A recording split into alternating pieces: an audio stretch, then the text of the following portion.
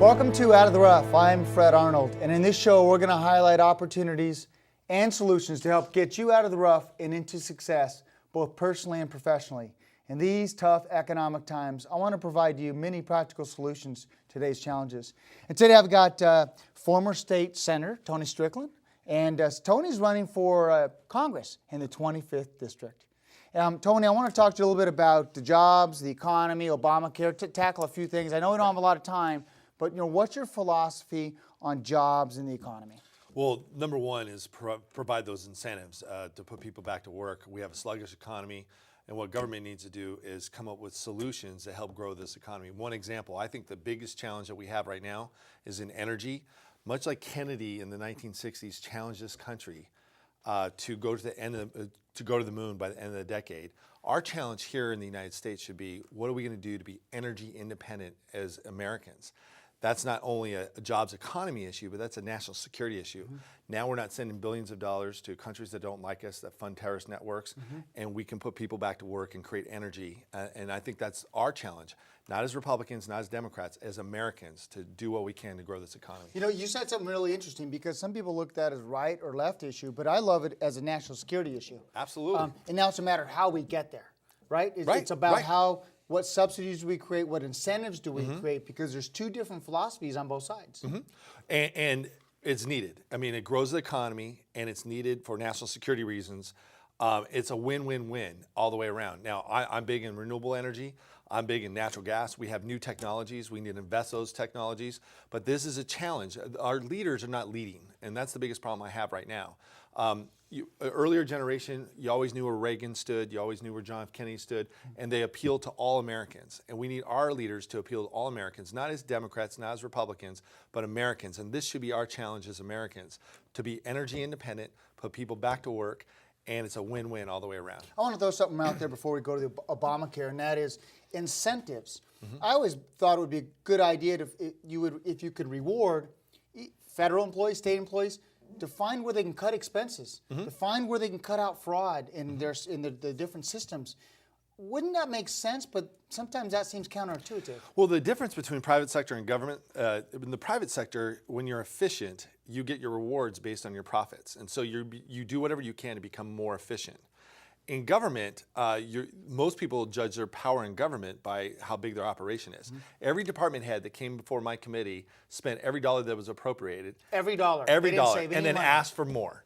What we need to do is create those incentives. It says, okay, if you come in 10% less, you can get a reward. We need to create those market incentives for government to be more efficient, because it happens on the natural. And that's why when people are looking at where they're going to mail, if they have to absolutely get it overnight, are they going to use UPS or FedEx, or are they going to use the government post office? Well, most people will use FedEx and UPS because of the efficiencies in the private sector. Yeah, efficiencies are critical when it comes to job and the economy. In fact, I think that's what propped up our economy, is the efficiency of the worker. Let's go to Obamacare. Yep.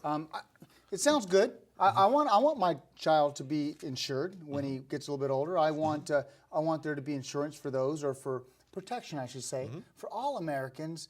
But it was done a little bit differently. And how would you have done it differently? And what did you see that was wrong about this? Okay, the best way I could describe this, if you want the compassion of the IRS and the efficiency of the DMV running your health care, then this plan's for you. That's something everybody can understand. It's fundamentally flawed. Now, what Obama promised in theory versus what's reality. In theory, it sounded great. We're going to cover 15% of the population that doesn't have insurance. 85% of the population was happy with their health insurance. Your premiums are not going to go up. We're going to cover people under pre-existing conditions. Wait a second. No, this is Obama. My premiums have gone up. No. I'm saying this is Obama's promise. Right. He said your premiums are not going to go up. We're going to cover all these folks, health care. But the fact of the matter is that line will go down in history as the biggest failure that says if you like your plan, you can keep your plan. You like your doctor, you can keep your doctor. That nothing could be further from the truth. Now it's not the Affordable Health Care Act, and the premiums are skyrocketing for everybody. There's no sureness, because people want, nothing's more personal than picking your doctor and your plan for your family, and people are now scrambling, and it's devastating to our economy. In fact, the Congressional Budget Office, I believe on the notes right here, it says it's a 27% increase just in California in your insurance premiums. It'll cost 2.3 million full-time jobs by the year 2021. That's absolutely amazing. We need to create jobs, not cost jobs. Absolutely. And the reason why Obama has been deferring all this because he knows he made promises that are not coming to fruition. Look, there's going to be a big debate. We need to repeal Obamacare. Obamacare is fundamentally flawed, but there will be a debate here. And the debate is, how can we come up with free market solutions to provide quality health care? And, you know, an example, on pre-existing conditions. Right now, a federal law says you can't go across state lines in order to get risk pools.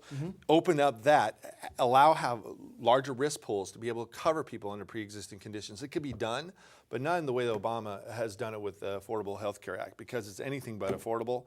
And what's going to happen is young people are just going to pay the penalty if the IRS can find them. And also on the seniors, they're going to deny care. And that's not what America's about. No. So tell us about your campaign. We only have about a minute left. 25th District, the election primary? Campaign's going fantastic. There's 67 days from today until Election Day, but Chairman Buck McKeon supporting my campaign. I'm very honored to have his support, represent a big portion of the district in the state Senate. I'm looking to earn everybody's vote. They can go to my website, TonyStrickland.com. I would love and be honored to have their vote. Thanks for coming in. Thanks for serving our state. Thank you. Thanks, Fred. Appreciate it. Thanks Good for luck having on me the election. Thank you. Absolutely. Thank you. We're going to jump to a quick break, and we'll be right back.